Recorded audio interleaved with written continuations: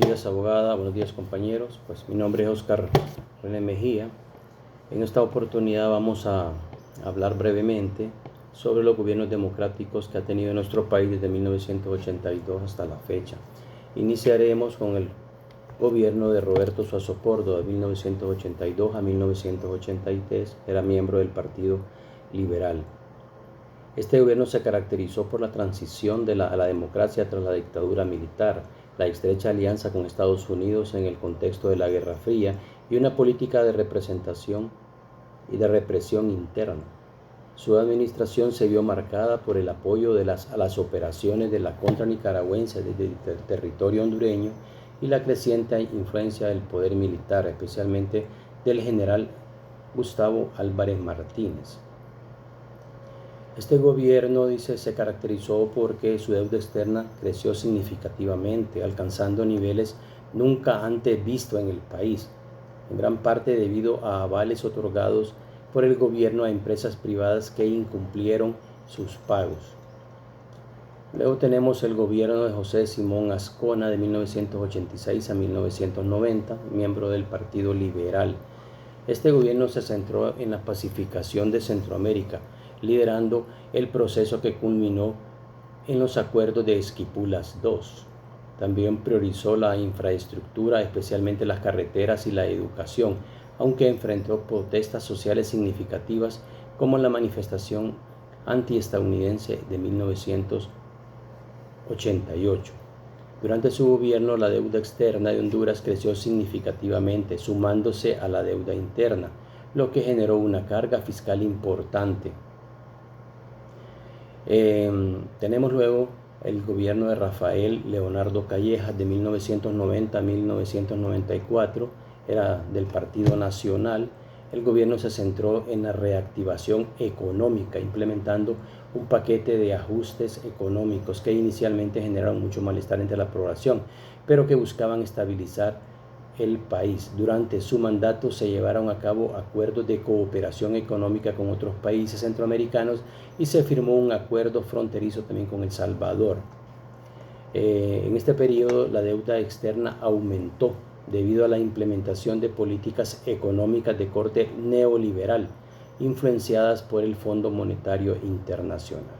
Seguidamente encontramos al gobierno del presidente Carlos Roberto Reina de 1994 a 1998. Era del Partido Liberal.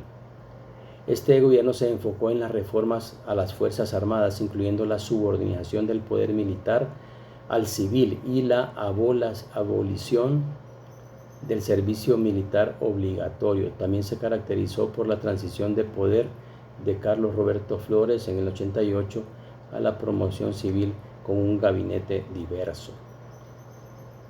Este gobierno heredó una economía con una deuda externa considerable, la cual representaba casi el 40% de las exportaciones. Luego tenemos el gobierno de Carlos Roberto Flores Facusé de 1998 a 2002. Era del Partido Liberal. En este gobierno fue notable, por la gestión de las ayudas que recibimos tras el huracán Mitch y por reformas que incluyeron la creación de la Secretaría de Seguridad Pública y el fortalecimiento de la presidencia frente a los militares. Se recibió mucha ayuda en este gobierno, especialmente después del huracán Mitch, aunque no se proporcionó una cifra exacta, pero sí se recibió mucha ayuda que fueron principalmente para lo que fue la reconstrucción de nuestro país. Luego tenemos el presidente Ricardo Maduro, de 2002 al 2006, era el miembro del Partido Nacional. Durante su gobierno se combatió con resultados dudosos la violencia de las pandillas juveniles y obtuvo éxitos visibles en lo que es la estabilización de la economía y la reducción de la deuda externa. Este señor Maduro, en su gobierno, la deuda externa se redujo significativamente, pasando de alrededor de 5.000 millones a menos de 4.000 millones tras la condonación de casi un 60% en el 2005. Luego tenemos la presidencia del señor Manuel Zelaya Rosales de 2006 al 2009. miembro del Partido Liberal y derrocado por un golpe de Estado. El mandato terminó de forma abrupta el 28 de junio de 2009, cuando fue derrocado por un golpe de Estado militar, después de intentar una consulta popular sobre una reforma constitucional que generó oposición legal. La deuda externa de Honduras durante el gobierno de José Manuel Zelaya Rosales llegó a casi 2.500 millones de dólares en el 2009, lo que representó un aumento de casi de 130 millones de dólares respecto al 2008. Su incremento se dio por financiar gastos corrientes y otras promesas del gobierno. Luego tenemos, para completar el 2009, el gobierno de Roberto Micheletti, que fue del 2009 al 2010, que se caracterizó porque llegó después de un golpe de Estado que lo llevó al poder y por la falta de reconocimiento internacional. Durante su administración se declaró estado de emergencia, suspendido varios derechos constitucionales tras el regreso del señor Manuel Zelaya Rosales. Micheletti convocó a elecciones presidenciales en noviembre de 2009 y luego delegó el poder al Consejo de Ministros antes que asumiera el nuevo gobierno constitucional. La deuda externa de Honduras a finales del 2009, durante el gobierno de Roberto Micheletti, fue de aproximadamente 3.245 millones de dólares. Esta cifra representa un aumento con respecto al año anterior. Posteriormente tenemos el gobierno de Porfirio Lobo Sosa del 2010 al 2014, miembro del Partido Nacional. Este señor se caracterizó en su gobierno por un enfoque en la unidad y reconciliación nacional después de un periodo de turbulencia política. Durante su gobierno, la deuda externa de Honduras también experimentó un incremento significativo, aumentando un 110% en su periodo. Luego tenemos el gobierno de Juan Orlando Hernández de 2014 al 2022, Partido Nacional de Honduras. Era un político de derecha, del que Juan Orlando Hernández fue líder durante su presidencia. Durante su mandato, Hernández implementó un programa llamado Vida Mejor para abordar la pobreza y otros problemas sociales.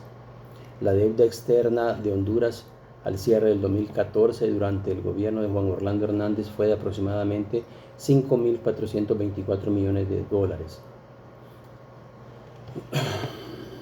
Y por último tenemos al actual presidente de Honduras, la señora Xiomara Castro, periodo 2022 hasta la fecha, miembro del Partido de Libertad y Refundación. Es importante mencionar que las promesas hechas por Castro crearon una gran esperanza y expectativa durante el nuevo gobierno por parte de la población hondureña. Castro gana la elección presidencial, convirtiéndose en la primera mujer a ser presidenta de Honduras. La deuda externa de Honduras ha crecido durante el gobierno de Xiomara Castro, aunque no hay versiones contrapuestas sobre la cifra exacta. La deuda pública de la Administración Central ronda los 15.700 millones de lempiras y la deuda externa alrededor de 730 millones hasta agosto del 2025. A pesar de que este gobierno ha pagado muchas deudas heredadas, se ha incurrido en nuevos endeudamientos que podrían afectar la capacidad financiera del próximo gobierno.